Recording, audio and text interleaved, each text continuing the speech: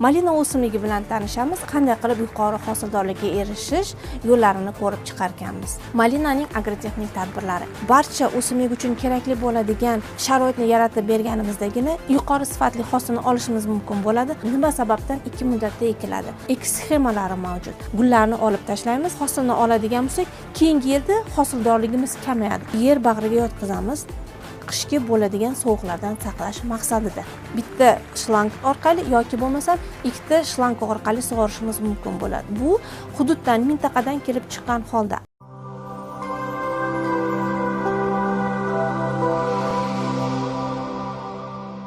Assalomu alaykum, hurmatli kuzatuvchilar. Bugun malina o'simligi bilan tanishamiz, qanday qilib yuqori hosildorlikka erishish yo'llarini ko'rib chiqarkanmiz. Malina o'simligi o'rmon rezervuar o'simliklaridan biri hisoblanadi. Malina o'simligimiz bu rana guldoshlar oilasiga mansubdir. Har bitta oilani o'ziga yetarli darajada o'zining talablari bo'ladi. Malina o'simligi butasimon o'simlik bo'lib, u 1 yillik hamda 2 yillik nodalaridan bizga hosil beradi. 1 yillik nodalardan hosil beruvchi malinamiz rimontant navlar deyiladi. 2 yillik nodalardan hosil beruvchi malinalarimiz esa oddiy malina hisoblanadi. Demak, malinamizning butasini bo'yi 1-1,5 metr bo'ladi. Barglari murakkab joylashgan 3 tadan 5 tagacha. Gullari esa changchisi, urug'chisi hamda toj barglaridan iborat bo'ladi. Malinaning tarkibidagi makro mikroelementlarimiz inson organizmiga juda ham kerakli hisoblanadi. Malinaning agrotexnik tadbirlari. Malinani biz 2 xil muddatda ekamiz. Demak, kuzda va bahorda. Nima sababdan 2 muddatda ekiladi?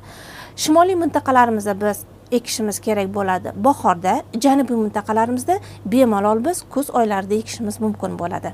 Qoraqalpog'iston Respublikasi, Xorazm hamda Buxoro viloyatlariga agar biz malina o'simligimizni ekadigan bo'lsak, u hududlarimizda qishning qattiq kelishi o'simliklarimizni qurib qolishiga, sovuq urishiga sabab bo'ladi. Shu sababli ushbu o'simliklarimizni biz bahorda eksak, o'simligimizni yo'qotishlari kam bo'ladi. Vodiy hamda voha hududlarimizda biz o'simligimizni kuzda eksak bo'ladi. Chunki vodiy vohaning qishi unchalik qattiq kelmaganligi sababli o'simligimizni biz kuzda ekamiz. Kuzda ekkanimizdan keyin o'simligimiz yerga o'rganib, ildiz tizimi yaxshi rivojlanadi.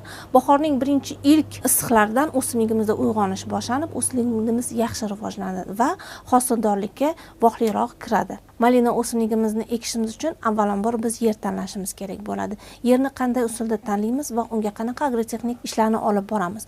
Demak, avvalambor biz yerga qarashimiz kerak. Yerimiz yumshoq, qumoliq tuproqlardan iborat bo'ladigan bo'lsa, o'simligimizning ildiz tizimi yaxshi rivojlanadi. Hamda yer haydashdan oldin biz kuzda 1 gektar maydonimizga 30 tonnadan 60 tonnagacha yerni holatiga qarab mahalliy o'g'it bilan biz oziqlantirishimiz kerak bo'ladi.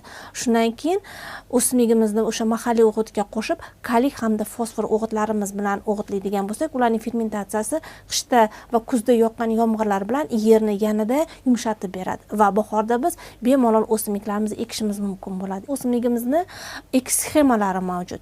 Masalan, rimontant navlarimizni biz ekadigan bo'lsak, boshqa sxemada, oddiy navlarimizni boshqa sxemada ekamiz. Yana bitta narsaga ahamiyat berishimiz kerak bo'ladiki, biz agar uyda ekadigan bo'lsak, o'simliklarimizni qator orasini 2 metrdan, plantatsiyalarimizda esa 3 metrdan qilishimizga kerak bo'ladi. Nima uchun? Chunki u yerda transport harakatlanadi. Shu sababli o'simligimizga transport vositalarimiz jarohat yetkazmasligi uchun biz oraliq masofani 3 metr qilar ekanmiz. Demak, endi malina o'simliklarimizni biz ekishga tayyorlaymiz. Malina o'simligini sifatli hamda standartga mos kelgan ko'chatlarni ekadigan bo'lsak, o'simligimizda yo'qotishlar kam bo'ladi. Buning uchun biz sinalgan, ishonchli bo'lgan fermer xo'jaliklaridan yoki bo'lmasam davlat tashkilotlaridan biz o'simliklarimizni sotib olishimiz kerak bo'ladi.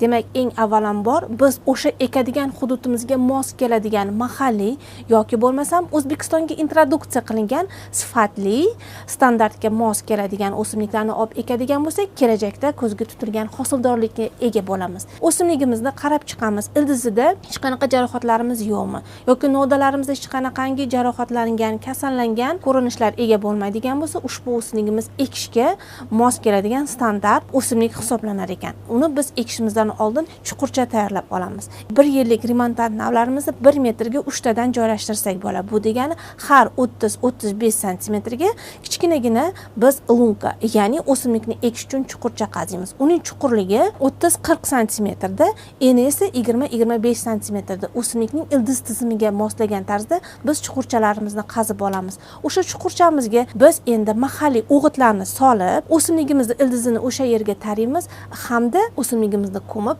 sug'orib chiqamiz.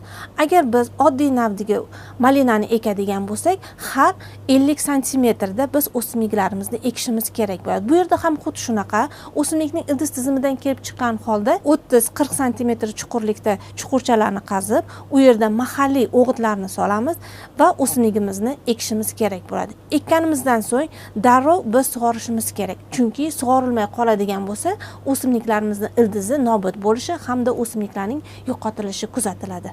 Ekish sxemamizdan ko'rishimiz mumkin. Bu yerda o'simliklarimizning orasi 50-70 santimetr, qator oralarimiz esa 1,5-2 metrni ko'rsatyapti. Bu bizani hozir mavjud bo'lgan sxemamiz. Uy sharoitida kichkina plantatsiyalarimizda ushbu sxema orqali malinalarimizni ekishimiz mumkin bo'lar ekan. Malinalarimizni ekib oldik, endi birinchi yilga parvarishga o'tamiz. O'simligimizni ekkanimizdan keyin muntazam ravishda biz o'simligimizni sug'orib borishimiz kerak bo'ladi. Chunki yangi o'simlik, yangi novda u yangi joyga ekilgandan keyin ildiz tizimi yaxshi rivojlanishi uchun unga sug'orish va agrotexniklar talab qilinadi.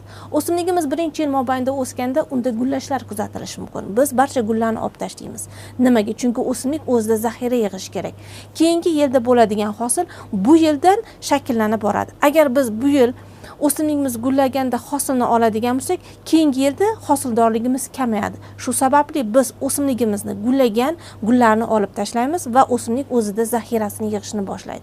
Shu tariqada biz 1 yil mobaynida o'simligimizni sug'orib, kerakli agrotexnik tadbirlar deganimizda ortiqcha o'tlardan, begona o'tlardan hamda tagini sug'orib, ustini himoyalovchi setka bilan yoptiramiz. Nimaga biz himoyalovchi setka yopamiz? Chunki o'simligimizni barglari oftobda 35-36 gradus ko'tarilganda o'simligimizda bargi qurishi, qovjirashi kuzatiladi. Bu esa o'simligimizni nobud bo'lishiga olib keladi. Shu sababli biz yoz boshlanishi bilan o'simligimizni ustini yopar ekanmiz. Bu himoyalovchi to'rlar deyiladi. Shundan keyin kuzga kelganimizda o'simligimizni mulchalab, uni yer bag'riga yotqizamiz, qishki bo'ladigan sovuqlardan saqlash maqsadida. Endi biz sug'orish haqida gaplashamiz. Sug'orishning eng samarali usullaridan biri bu tomchilatib sug'orish hisoblanadi. Biz o'simligimizni bitta shlang orqali yoki bo'lmasa ikkita shlang orqali sug'orishimiz mumkin bo'ladi. Bu hududdan, mintaqadan kelib chiqqan holda, agar yer osti suvlari, sizot suvlarimiz yetarli darajada bo'ladigan bo'lsa, hovning namligi yuqori, masalan, biz bu hududlarga vodiyni kirgizishimiz mumkin. Bitta shlang orqali sug'orsak bo'ladi. Janubiy o'lkalarimizda ikkita shlang orqali sug'oradigan bo'lsak, o'simligimizga yetarli darajada nam bilan ta'minlab beramiz. Demak, har bitta o'simligimizni boshlanishida har 3 kunda, keyinchalik 7 va 10 kunda sug'oramiz. 1 metr kvadrat maydonga 20-30 litr miqdorida o'simliklarimizni sug'orish talab qilinadi. Agar biz malina o'simligidan yuqori hosildorlikka ega bo'lishni xohlasak, biz agrotexnika tadbirlariga juda ham katta ahamiyat berishimiz kerak bo'ladi.